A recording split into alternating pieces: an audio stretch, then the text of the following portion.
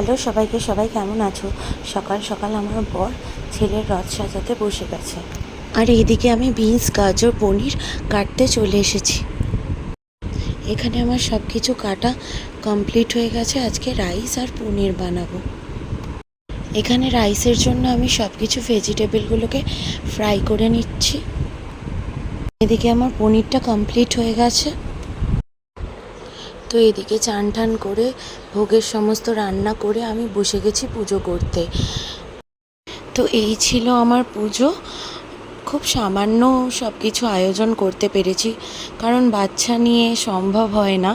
তো যেটুকু সম্ভব সেইটুকু নিজে হাতে সবটা করেছি। ঘরের পুজো সেরে দুই বন্ধু মিলে বেরিয়ে পড়েছিল রথ চালাতে।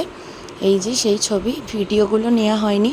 এই যে আমরা দুই বন্ধু, এই ছবি। তো সন্ধ্যাবেলায় রথ চালিয়ে বন্ধুদের সাথে আনন্দ করে আজকের দিনটা কাটলো। সবাই জানিও আমার পুজো কেমন হয়েছে।